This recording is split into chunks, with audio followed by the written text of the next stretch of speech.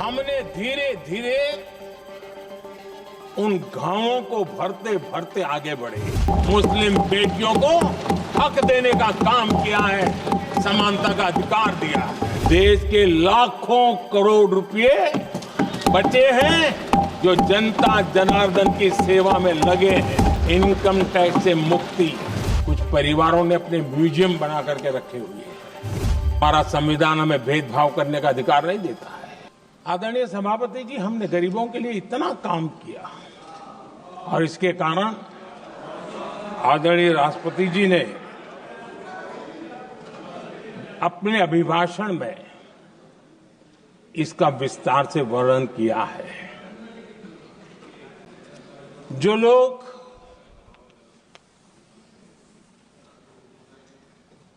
गरीबों की झोपड़ियों में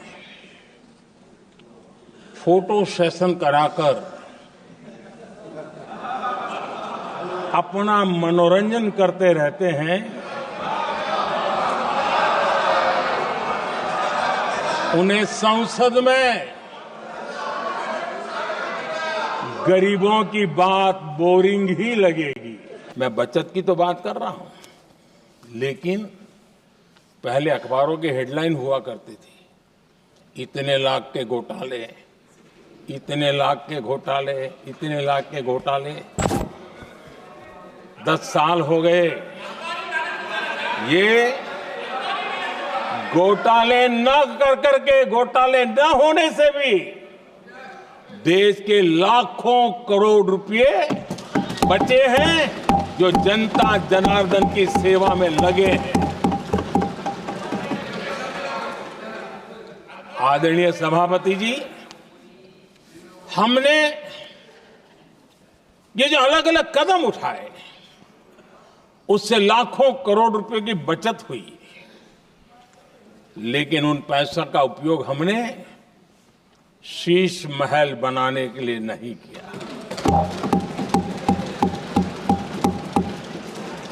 इसका उपयोग हमने देश बनाने के लिए किया है।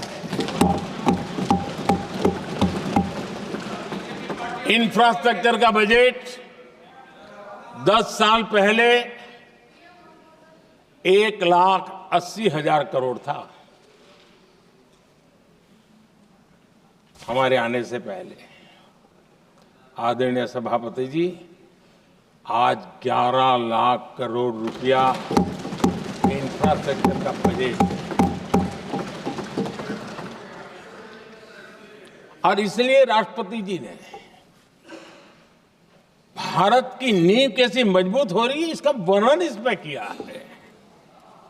रोड हो, हाईवे हो, रेलवे हो, ग्राम सड़क हो,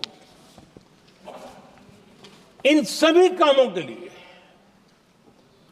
विकास की एक मजबूत नींव रखी गई है। बीते 10 साल में इनकम टैक्स को कम करके भी हमने मिडिल क्लास की बचत को बढ़ाने का काम किया है। आदरणीय अध्यक्ष जी, 2014 के पहले ऐसे बम गोले फेंके गए, बंदूक की ऐसी गोलियां चलाई गई कि देशवासियों का जीवन छलनी कर दिया गया था। हमने धीरे धीरे उन घावों को भरते भरते आगे बढ़े। 2013-14 में 2 लाख रुपये, सिर्फ 2 लाख रुपये, उस पर इनकम टैक्स माफी थी, और आज 12 लाख रुपये संपूर्ण रूप से इनकम टैक्स से मुक्ति। और हमने बीच के कालखंड में भी, 14 में भी, 17 में भी, 19 में भी, 23 में भी हम लगातार ये करते आए, घाव भरते गए, और आज बैंडेज बाकी था वो भी कर लिया। स्टैंडर्ड डिडक्शन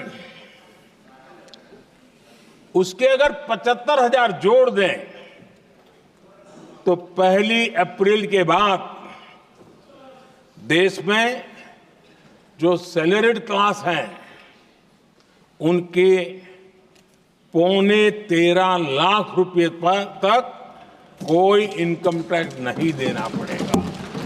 आदरणीय अध्यक्ष जी, दिल्ली में आपको कई स्थान ऐसे मिलेंगे जहां कुछ परिवारों ने अपने म्यूजियम बना करके रखे हुए हैं।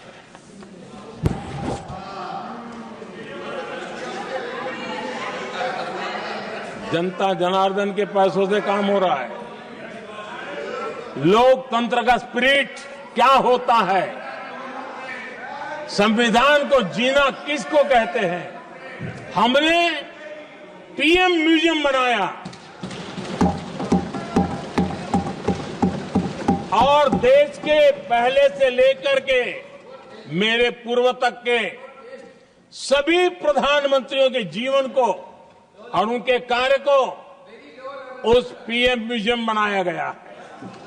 और मैं तो चाहूंगा कि पीएम म्यूजियम में जो जो महापुरुष हैं उनके परिवारजनों ने समय निकाल करके उस म्यूजियम को देखना चाहिए और उसमें कुछ जोड़ने के लगता है तो सरकार का ध्यान आकर्षित करना चाहिए ताकि वो म्यूजियम समृद्ध हो और देश के बालकों को प्रेरणा। हमारा संविधान हमें भेदभाव करने का अधिकार नहीं देता है। जो लोग संविधान को जेब में लेकर के जीते हैं उनको पता नहीं है कि आपने मुस्लिम महिलाओं को कैसी मुसीबतों में जीने के लिए मजबूर कर दिया था। हमने ट्रिपल तलाक का खात्मा कर करके संविधान की भावना के अनुरूप मुस्लिम बेटियों को हक देने का काम किया है, समानता का अधिकार दिया है।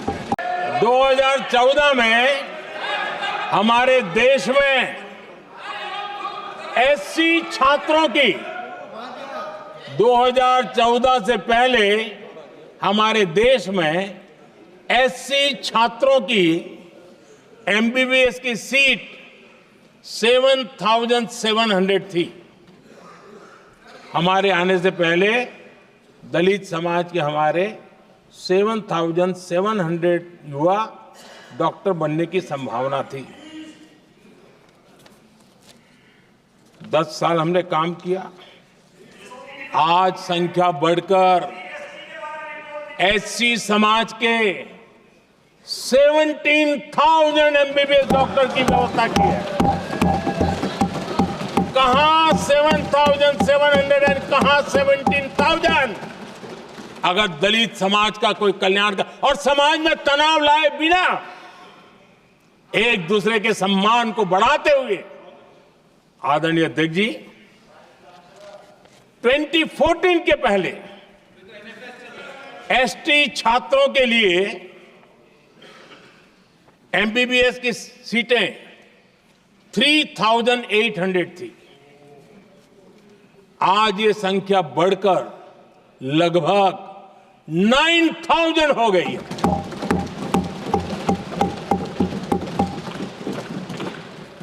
(2014) के पहले ओबीसी के छात्रों के लिए एमबीबीएस में 14,000 से भी कम, 14,000 से भी कम सीटें थी। आज इनकी संख्या लगभग 32,000 हो गई है। ओबीसी समाज के 32,000 एमबीबीएस डॉक्टर बनेंगे। आदरणीय अध्यक्ष महोदय, पिछले 10 साल में हर सप्ताह एक नई यूनिवर्सिटी बनी है।